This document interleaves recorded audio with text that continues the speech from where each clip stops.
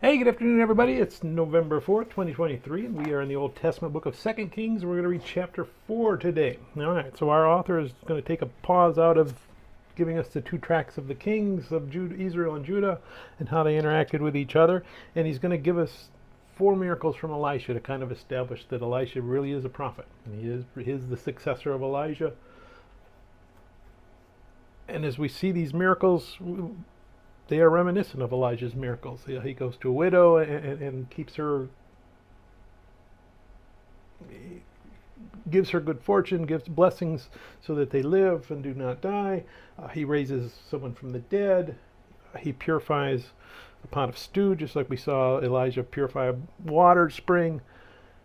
And it ends with them bringing him some food, and he says, we're going to pass this food out to some people. And they say, well, there's too many people for the food. So now we're seeing kind of foreshadowing of Jesus' miracles in the feeding of the 5,000. So let's go ahead and we're going to read 2 Kings chapter 4. A certain woman of the wives of the sons of the prophets cried out to Elisha, saying, your servant my husband is dead, and you know that your servant feared the Lord, and the creditor is coming to take my 2 sons to be his slaves.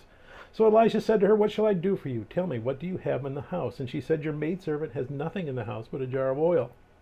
Then he said, go, borrow vessels from everywhere, from all your neighbors, empty vessels. Do not gather just a few. And when you have come in, you shall shut the door behind you, and your sons then pour it into all those vessels and set aside the full ones. So she went from him and shut the door behind her and her sons, who brought the vessels to her, and she poured it out. Now it came to pass, when the vessels were full, that she said to her sons, bring me another vessel. And he said to her, there is not another vessel. So the oil ceased. Then she came and told the man of God, and he said, go sell the oil and pay your debt, and you and your sons live on the rest. Now it happened one day that Elisha went to Shunem, where there was a notable woman, and she persuaded him to eat some food. So it was, as often as he passed by, he would turn there to eat some food. And she said to her husband, look now, I know that this is a holy man of God who passes by us regularly. Please let us make a small upper room on the wall, and let us put a bed for him there, and a table, and a chair, and a lampstand. So it will be, whenever he comes to us, he can turn in there. And it happened one day that he came there, and he turned into the upper room and lay down there. Then he said to Gehazi, his servant, call this Shunammite woman. Then he had called her. She stood before him, and he said to him, say now to her, look, you have been concerned for us with all this care. What can I do for you? Do you want me to speak on your behalf to the king or to the commander of the army? She answered, I will dwell among my own people. So he said, what then is to be done for her? And Gehazi answered, actually, she has no son, and her husband is old. So he said, call her. When he had called her, she stood in the doorway. Then he said, about this time next year you shall embrace a son. And she said, no, my lord, man of God, do not lie to your maidservant. But the woman conceived and bore a son when the appointed time had come, of which Elisha had told her. And the child grew. Now it happened one day that he went out to his father to the reapers, and he said to his father, my head, my head. So he said to his servant, carry him to his mother. When he had taken him and brought him to his mother, he sat on her knees until noon, and then he died. And she went up and laid him on the bed of the man of God, shut the door upon him, and went out. Then she called to her husband and said, please send me one of the young men and one of the donkeys, that I may run to the man of God and come back. So he said, why are you going to him today? It is neither the new moon nor the Sabbath. And she said, it is well.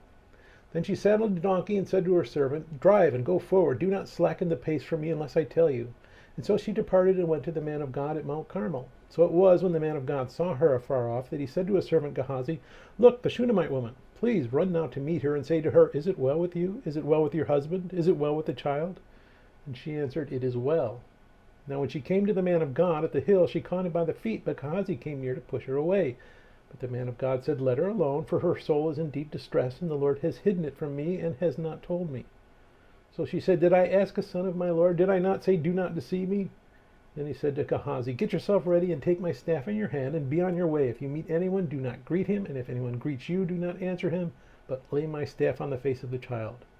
And the mother of the child said, as the Lord lives and as your soul lives, I will not leave you. So he arose and followed her. Now Gehazi went on ahead of them and laid the staff on the face of the child, but there was neither voice nor hearing. Therefore he went back to meet him and told him, saying, the child has not awakened.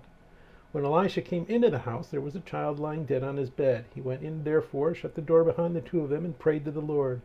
And he went up and lay on the child, and put his mouth on his mouth, and eyes on his eyes, and his hands on his hands, and he stretched himself out on the child. And the flesh of the child became warm. He returned and walked back and forth in the house, and again went up and stretched himself out on him. Then the child sneezed 7 times, and the child opened his eyes. And he called Gehazi and said, "Call this Shunammite woman." So he called her, and when she came to him, he said, "Pick up your son." So she went in, fell at his feet, and bowed to the ground. Then she picked up her son and went out. And Elisha returned to Gilgal, and there was a famine in the land. Now the sons of the prophets were sitting before him, and he said to his servant, "Put on the large pot, and boil stew for the sons of the prophets."